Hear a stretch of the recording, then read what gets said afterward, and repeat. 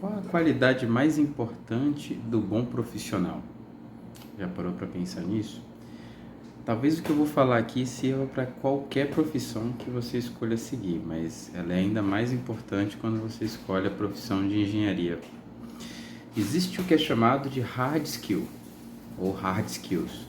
São aquelas habilidades que a gente obtém na universidade, num curso técnico, enfim, é aquela que te dá um certificado e você consegue comprovar que você estudou aquilo e, portanto, é habilitado a fazer algo.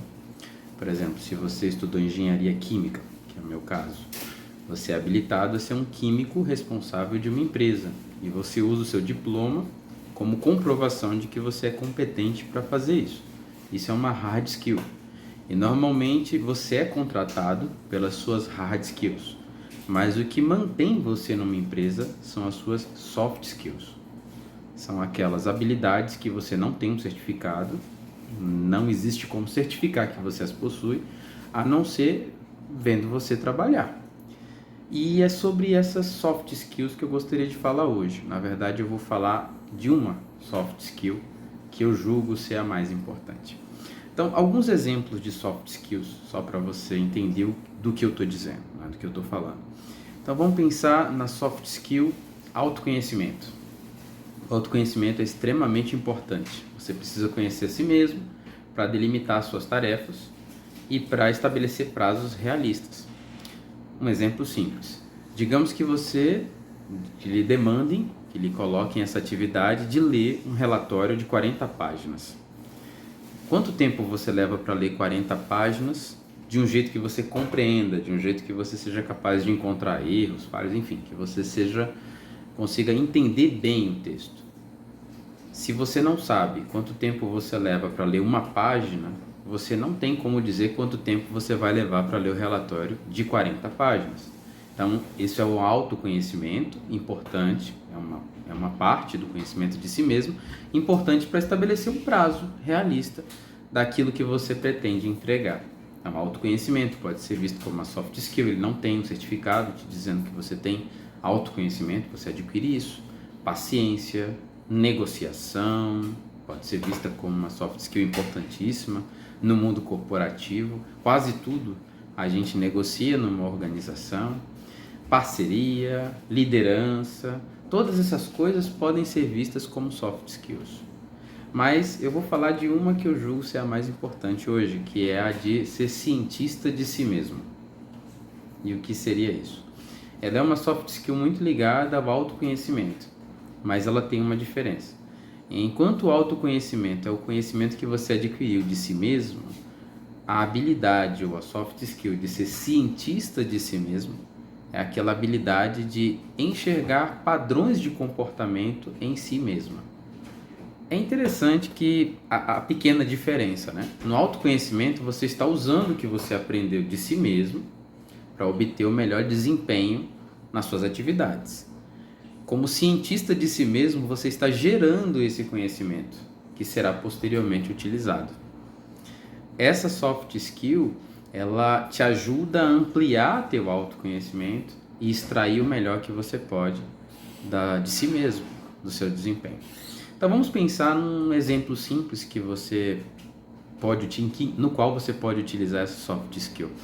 Pense no ato de beber café.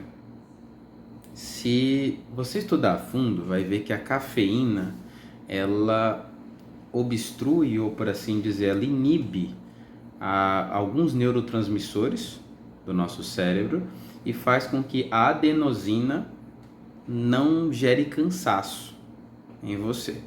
É claro que existem muitos mais detalhes técnicos do que esses que eu estou mencionando aqui. Então, por favor, se você quiser saber detalhadamente desse assunto, você pode estudar. Mas o que você precisa saber para entender o que eu estou falando é que a cafeína, ela dá a sensação de que você está acordado quando você toma café, porque ela bloqueia neurotransmissores que recebem o hormônio adenosina, que é o que faz a gente se sentir cansado. À medida que a gente fica acordado, quanto mais tempo a gente fica acordado, mais adenosina a gente tem no sangue, maior a vontade de dormir, né? Isso chega até os neurotransmissores, enfim, você vai ter mais vontade de descansar. A cafeína bloqueia esses neurotransmissores. Com isso você tem aquela sensação de desperto, só que a adenosina está se acumulando no seu sangue. Quando a cafeína perder o efeito dela, você vai ter o que é chamado de crash. Vai chegar uma hora em que você vai se sentir muito cansado, porque aquela adenosina acumulada encontrou o neurotransmissor agora não bloqueado pela cafeína. Então você vai ter um cansaço extremo.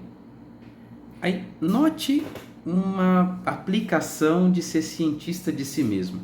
Quanto tempo leva desde a última vez que você ingeriu café até que aconteça o crash? Isso varia muito de pessoa para pessoa. Tem pessoas que têm o crash em algo como 6 horas, 4 horas, outros que levam 12 horas. Quanto tempo você leva para ter o seu crash? Para chegar naquele momento em que você vai estar cansado, você vai sentir muito sono e você vai estar com pouca dopamina, que é o que te leva a ter motivação para fazer as coisas. Nesse momento você vai se sentir cansado, sem vontade de fazer nada. Veja como é importante você saber quanto tempo isso acontece depois que você tomou café. Você não pode programar atividades que são desafiadoras para esse momento, porque você não vai ter tanta motivação, você não vai ter tanta energia. E quanto tempo leva? Varia muito de pessoa para pessoa. Olha uma outra aplicação desse conhecimento simples. Digamos que leve 12 horas para que o efeito da cafeína desapareça e você chegue ao seu estado de crash. Vamos dizer que isso aconteça. E você toma café por volta das 6 da tarde, o que não é recomendado. Se você estudar um pouco mais sobre o assunto, vai ver que o recomendado é no máximo que você tome café entre as 14 e as 15 horas. No máximo. Para mim, por exemplo, a partir das 13 eu já não tomo mais. Mas porque eu já me conheço, eu já sei quanto tempo leva para eu chegar no meu crash. Mas vamos dizer que 6 da tarde você tomou café e leva 12 horas para a cafeína perder o efeito dela, né? Se leva 12 horas, quando for hora de dormir, se você fosse deitar por volta das 10 da noite, você não vai ter um sono de qualidade. Por quê? Porque a cafeína está inibindo o efeito da adenosina. E aí você não está sentindo aquela vontade de dormir. Talvez você se esforce, rola na cama de um lado para o outro, acha que é insônia, acha que é preocupação e o teu inimigo foi só uma xicarazinha de café. Aí essa noite mal dormida vai fazer você estar cansado no outro dia, você não se recuperou. Como você vai conseguir dar o seu melhor se você não se recuperou com um sono adequado? Tá vendo como um pequeno conhecimento de si mesmo pode levar a grandes repercussões na sua vida? Você não vai ter energia no outro dia para trabalhar, não vai ser um dia bom de trabalho. Não tem como ter um bom dia de trabalho se a gente não teve uma boa noite de sono. O café vai te fazer ficar acordado, talvez lá para meia-noite, 1 da manhã, 2 da manhã, você ainda está acordado e vai procurar o que fazer. Aí vai para o outro erro, mexe no celular. Quando a gente mexe no celular, a tela do celular leva a uma queda em hormônios que são responsáveis pelo nosso sono. Eu não queria falar muitos nomes técnicos deles, mas enfim, tem um hormônio específico relacionado ao nosso sono que é a melatonina. Quando a gente mexe com um celular que tem uma alta luminosidade, a gente acaba derrubando esse hormônio e a gente vai ficar acordado. Olha um detalhe interessante, se você for no banheiro acordar de noite, for no banheiro para urinar, não acenda a luz. Se você acender, isso também vai gerar uma queda nos níveis de melatonina. E você vai ter dificuldade para voltar a dormir. E você precisa dormir para estar bem no outro dia. Então, esse pequeno conhecimento que você tem do funcionamento do teu corpo leva você a ter os melhores resultados quando você está no trabalho. E o que tudo isso tem a ver com a sua profissão? Você precisa estar bem para trabalhar, você precisa estar descansado para extrair o melhor do seu cérebro, senão você não vai conseguir dar o seu melhor quando você estiver trabalhando.